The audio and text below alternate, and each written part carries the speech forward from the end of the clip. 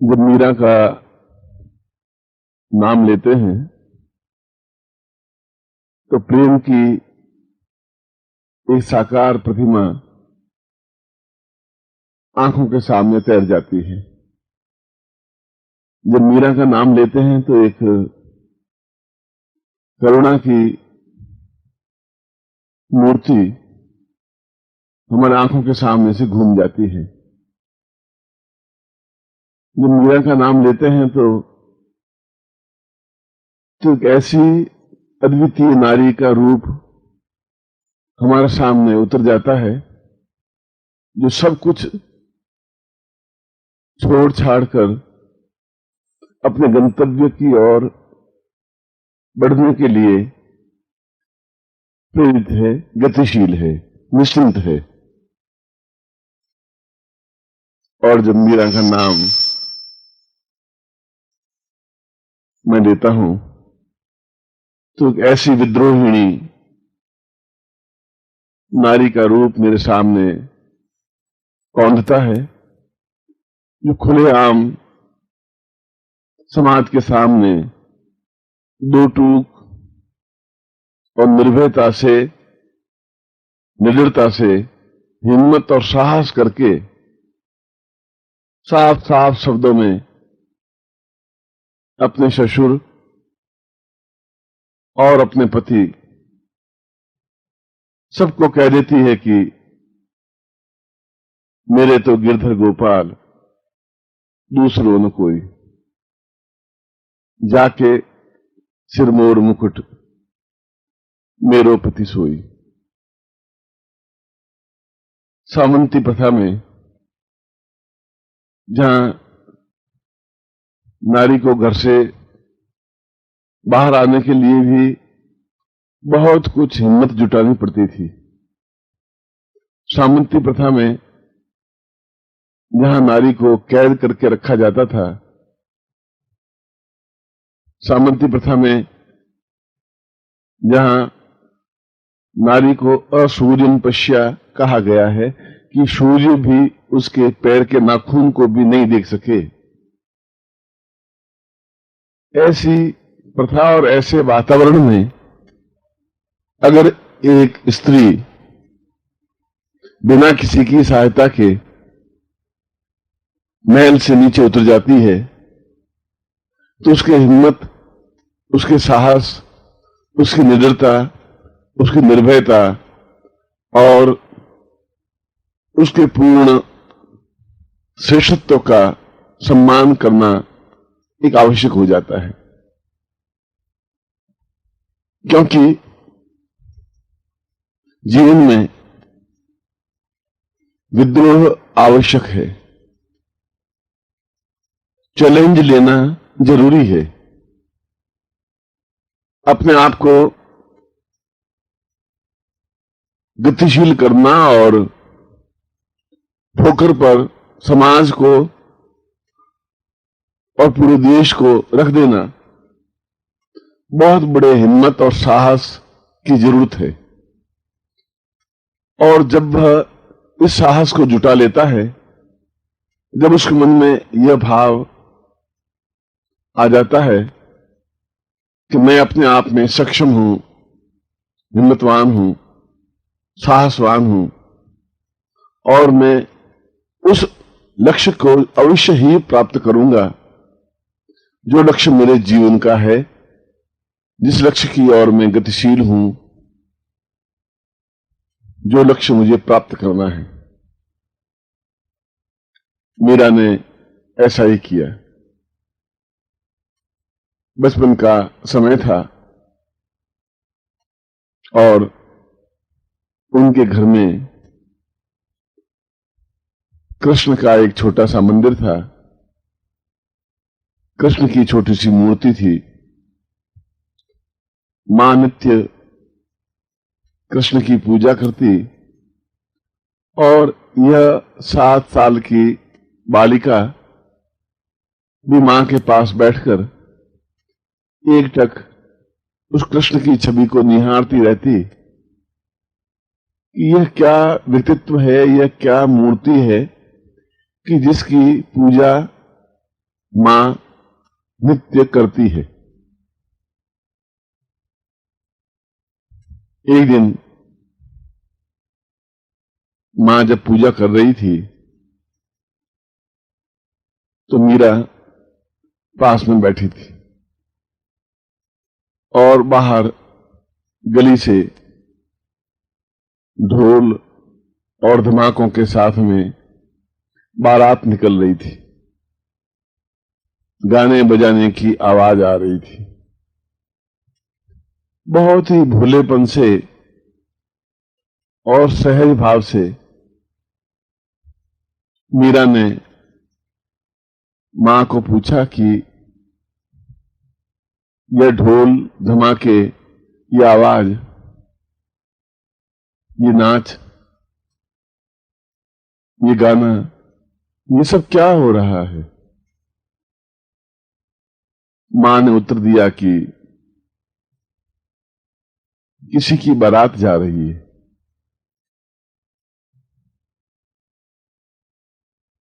मीरा ने पूछा कि बारात क्या होती है? ये घोड़े पर चढ़ा हुआ लड़का जो सजा हुआ है, जिसके गले में सुंदर मालाएं डाली हुई हैं, तो यह क्या कर रहा है? मां ने उत्तर दिया कि ये शादी कर रहा है और अमुक घर की लड़की ने इसको पति चुन लिया है और इसके साथ उस लड़की का विवाह होने जा रहा है। अत्यंत और तुरंत मीरा के मन में जिज्ञासा उठी और जिज्ञासा के साथ ही साथ प्रश्न उछला कि फिर मेरी शादी कब होगी? मेरा पति फिर कौन सा है, कौन है? मां ने अत्यंत सहज हास्य विनोद के भाव में कह दिया कि तेरे पति तो तेरे सामने बैठे हैं, जिसकी मैं पूजा कर रही हूं, यही तो तेरे पति हैं।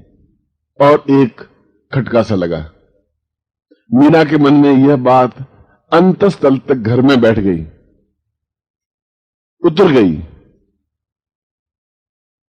और उसी क्षण उस मूर्ति को, उस कृष्ण को अपना पति मान बैठी। और पूरे भारतवर्ष के इतिहास में केवल एक नारी का ही ऐसा रूप प्रतिबिंबित होता है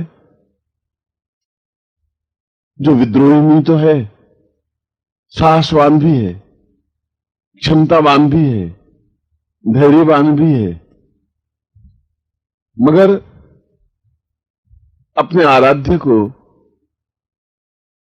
पति के रूप में स्वीकार करती हुई उसकी पूजा करती है, उसकी आरती उतारती है, उसकी प्रतीक्षा करती है। और उसी दिन से उसने मां को कह दिया कि तूने ठीक कहा, मेरा विवाह हो गया है, आज से यही मेरे पति हैं।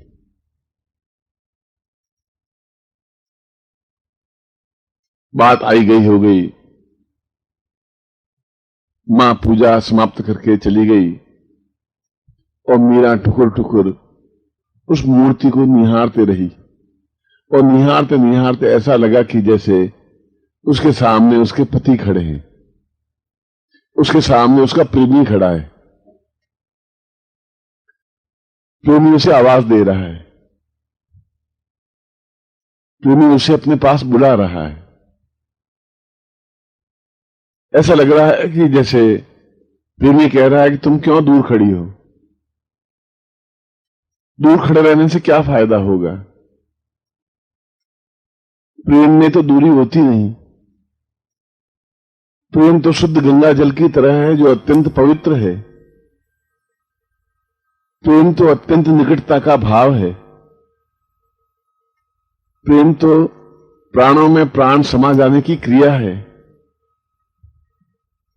प्रेम तो एक रस होने का चिंतन है। और प्रेम सब कुछ बलिदान करने की आकांक्षा रखता है।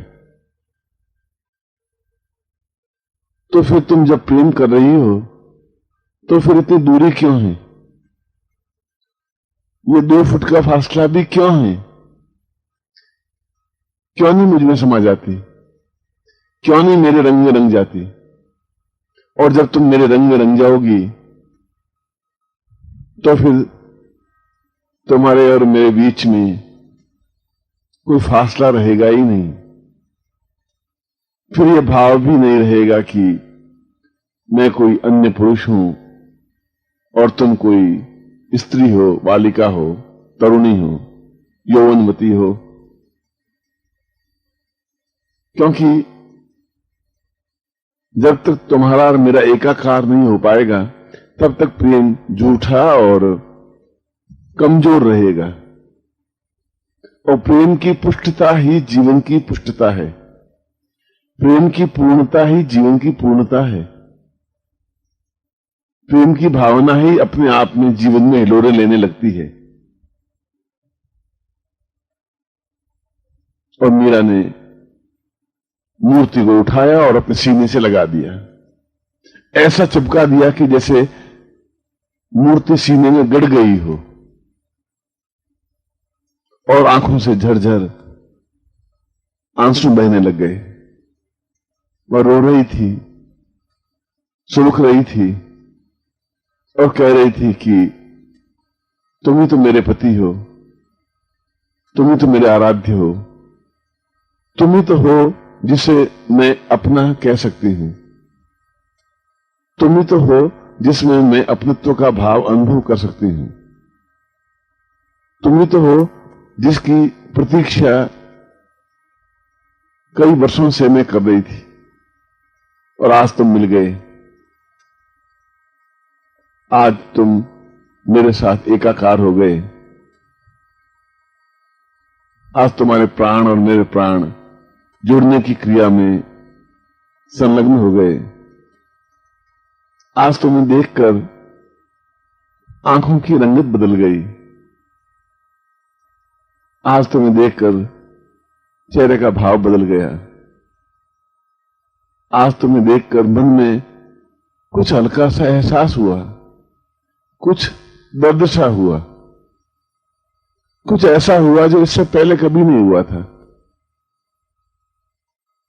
कुछ ऐसा सुखदायक भावना मन में हिलोर लेने लगी कि बहुत अच्छा लग रहा है। ऐसा लग रहा है कि चारों तरफ आनंद ही आनंद बरस रहा है। ऐसा लग रहा है कि चारों तरफ गुलाल उछल रही है।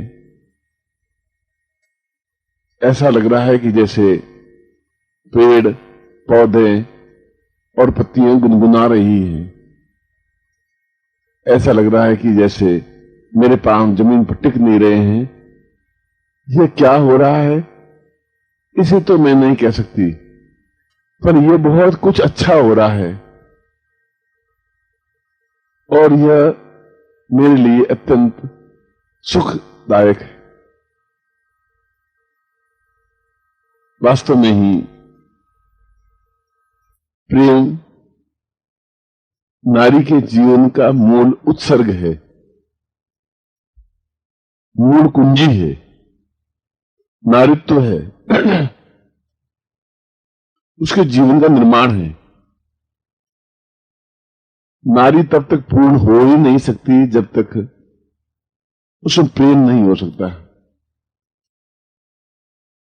विवाह तो सामाजिक बंधनों की वजह से, बाधाओं की वजह से और दबाव की वजह से करना पड़ता है, मगर विवाह के माध्यम से नारित्व में नारित्व और पूर्णता नहीं आ सकती। उसमें सुगंध व्याप्त नहीं हो सकती। उसमें खुशियां हिलोरें लेने लगती। खुशियां हिलोरें तभी ले सकती हैं जब उसके मन में एक प्यार का अंकुर फूटता है, एक प्यार की परिभाषा बनती है, एक जीवन की धड़कन बनती है, एक जीवन का एहसास होता है। और यह एहसास प्रेम के माध्यम से ही संभव है। जिस नारी ने प्रेम नहीं किया उसका जीवन अकारथ गया, अकारण गया, व्यर्थ गया, क्योंकि उसमें वह भाव पैदा ही नहीं हुआ जिसके माध्यम से एक नारी अपने आप में संपूर्ण नारी बनती है। उसमें वो आनंद की धुनी आई ही नहीं, उसके होठों पर गुनगुनाहट फैली ही नहीं, उसकी आंखों में मस्ती का भाव आया ही नहीं।